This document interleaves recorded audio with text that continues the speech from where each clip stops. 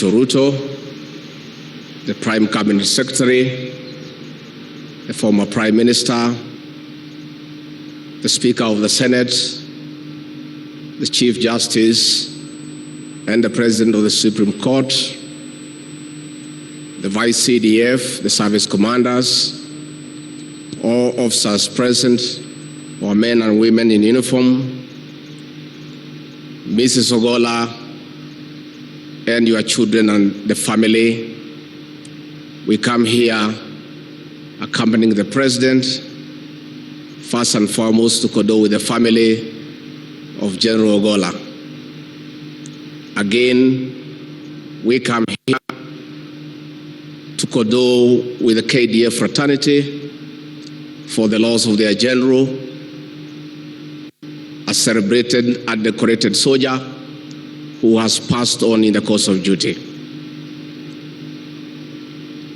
Your Excellency, as we condole the family and the KDF family, let me also, on behalf of the executive, take this moment to condole with you as the Commander-in-Chief of Kenya's Defense Forces for the loss of your CDF, whom you considered as a loyal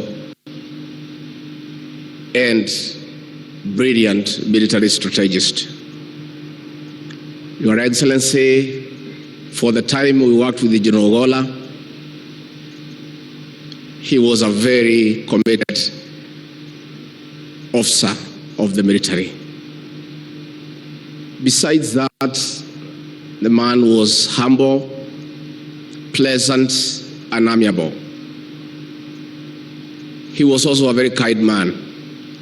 And when we talk to many officers who have served under him, they would give testimony of his humility and his kindness. Your Excellency, I was a beneficiary of his kindness. I remember late February this year, when I was in my office, I was informed that the Chief of Defense Forces, General Ogola, waiting to see me. And I couldn't understand because I was not expecting him. He had not said he is coming.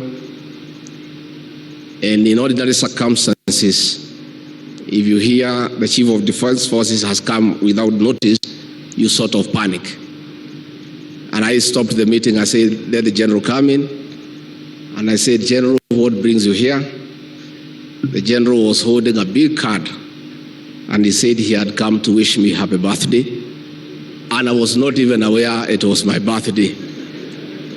That was General Ogola. Your Excellency, it is good for us to give the other side of the General that we saw and interacted with. General Ogola, despite being a very tough General and Commander, who is celebrated for his various accomplishments, was also a very humorous man.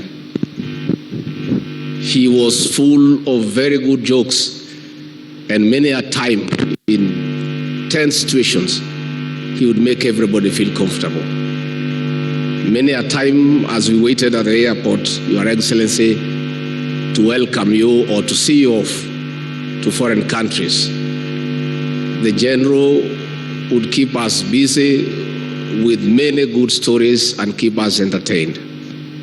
And I do remember one such day when you left, and we left there, and we were in a hurry to leave as you took off. And he told me, Mr. Deputy President, it is good for me to inform you that when you are in a military facility and the Commander-in-Chief is away, I am the senior most military officer, and all of you take orders from me, and you only leave when I tell you so. And after we stayed for a while, he said, you may now take off. I give you fallout. And that was a tradition for the days we stayed with General Ogola. We were there with Professor Kindiki, the leader of majority, and all these politicians who are not very accustomed to orders.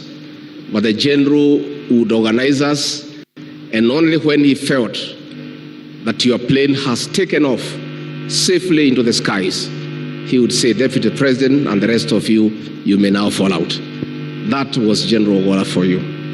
Your Excellency, I will condole with you because I know, as your assistant, the high regard you had for General Ogola. That regard was so high that when this news came through,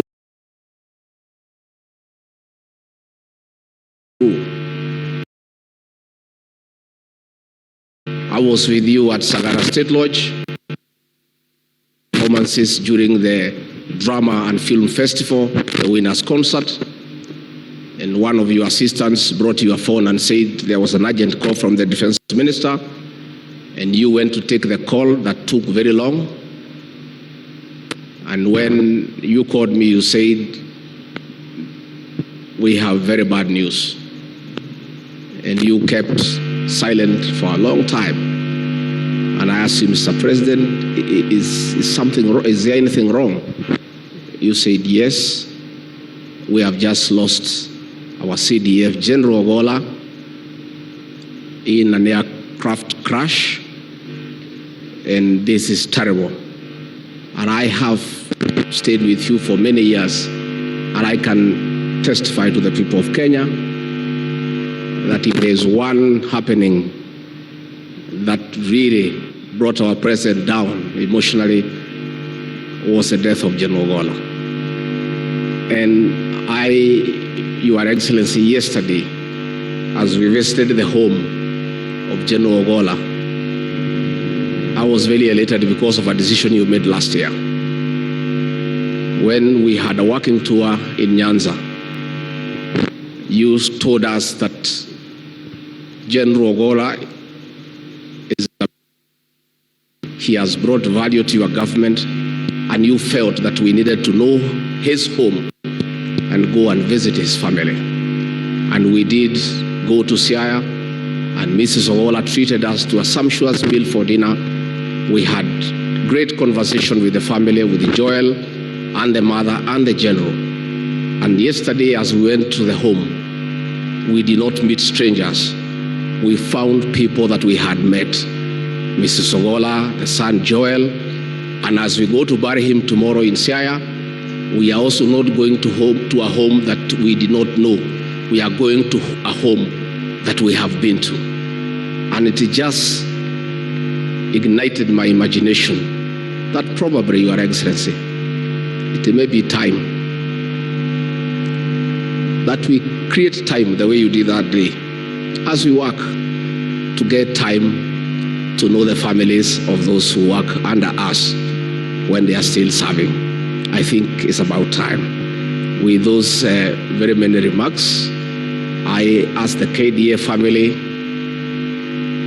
to listen to the son of the general. Let the death of General Ogola, who died while serving, strengthen your resolve to protect our borders, to keep peace in our country. Though we appreciate the general died in duty, it would have been acceptable if he was pursuing the enemies of this country from other countries. But it is tragic that he died while trying to settle challenges caused by our very people here in Kenya. And I think his death should strengthen the resolve of our forces and our security agencies to wipe out the banditry menace in this country once and for all. That would be a great honor to this hero.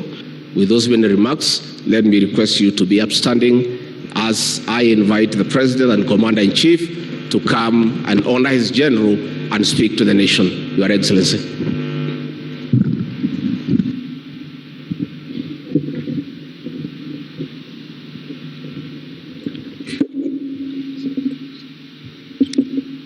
Thank you very much. Please, let's take our seats.